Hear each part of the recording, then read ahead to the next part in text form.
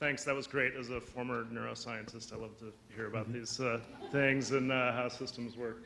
One of the areas that I'm deeply involved in is social media, and there's been a lot of talk today about understanding this new digital realm, and that seemed to be something that was a little bit missing. That is a big, giant network systems approach to what's happening, and I think each and every one of us in this room is a potential TV station, radio station, newspaper,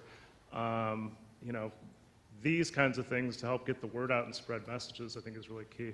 I would agree with you that that's a very important element that could be harnessed and leveraged to make progress in this space. I think the key message, though, of my presentation is that there are many things we should be doing, that any one of them is unlikely to be the only thing we should be doing, and that if we're doing multiple things, we should coordinate how we do that carefully so that they work together as best as possible. Thanks. Hi, I'm Debbie Chang with Nemours. I'm a member of the Standing Committee. So this was a great presentation. In fact, it's very much the way we approach things in Delaware on the child obesity front, where we had multiple strategies and multiple sectors. And we've now done that, for, I guess, going on 7 years. One of the issues that is a challenge for us is the evaluation of it. So we ended up doing a quasi-experimental design that looked at the cumulative effect, in a sense, of all the different pieces of the system we put together.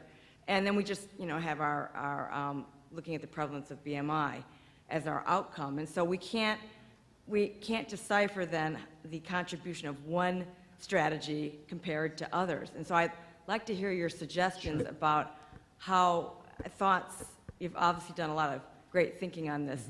What thoughts do you have about the best way to evaluate it? That's a great point and a great setup. I actually am right now engaged in thinking about that exact issue. It's my view that while doing these sort of whole of community, multi-component interventions is incredibly important, and that it's incredibly difficult to evaluate them using conventional statistical tools, that these kinds of computational quantitative models that I talked only briefly about, because they're not the main thrust of what was in the report, can be incredibly useful in that space, because these are models that delve into mechanisms, that ask the questions of how and why the outcomes we see come about, and that can help us to understand how different combinations of things can or cannot produce the effects that we're seeing, and therefore rule out lots of explanations and focus on those that have the most credence.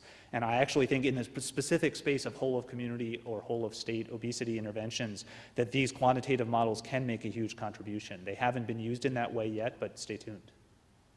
Sounds good. Well, I want to hook up with you then. Yeah, thanks. Hi, Tom Robinson from Stanford and Packard Children's Hospital and the Standing Committee.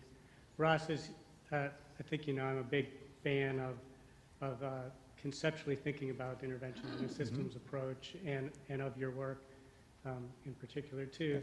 But I have concerns about some of the way I see systems modeling being used to predict the future these days, is that it seems to be gotten popular to use mathematical modeling to decide what policies should be implemented, and that it has tremendous amount of weight in policymakers. And yet, often we really don't know what we don't know. We know what we do know, we don't know what we don't know.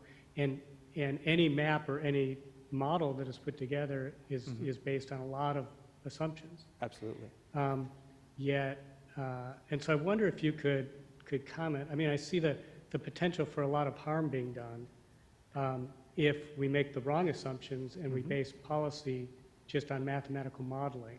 When you talk to a lot of economists about their modeling of the stock market or of the economy, we know that it's really poorly predictive of the future, and they say we're not doing this to predict the future. We're doing this to explain the past, which relates to what your last answer too.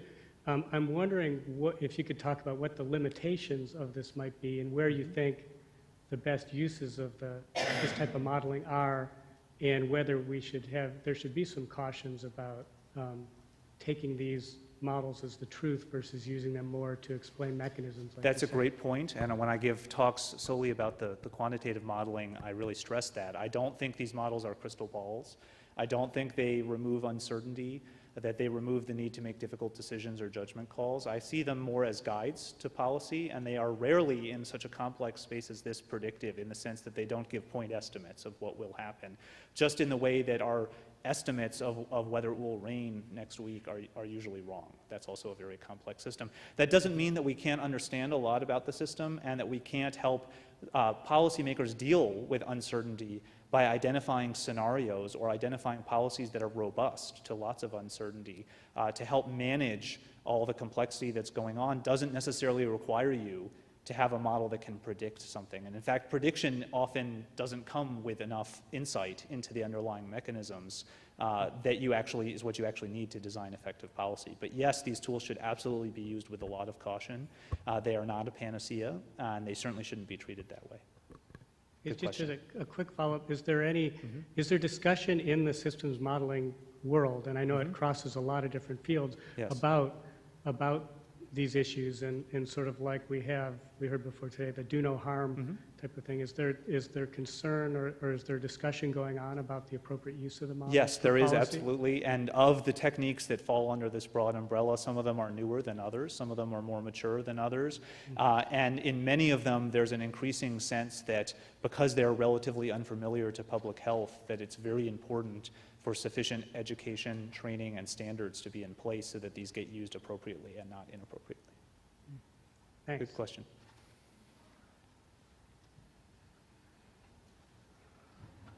Any other questions? Could I have one last question? Sure. We heard a lot the last 2 wonderful days about using the lessons from civil rights law to address some of these issues. And I know this is not just a question from you, but of course, with the civil rights movement, we know that it took a movement, a huge movement, to make the change. And I think today, if there was anything missing, was not enough discussion about how do we build that movement. There was some, but it seems like we need more discussion, and certainly would be great to see that in your model, is movement building to change the whole society. I would agree that that's really important, and I think a theme that we heard a lot today is the importance of having sufficient activation energy, outrage, political will. It's been called many different things, but I think we're talking about the same thing, which is that there has to be enough engagement by enough people that there's really momentum for change here. And I do think that this approach that I'm describing can be part of achieving that, although certainly not sufficient by itself. Thank you.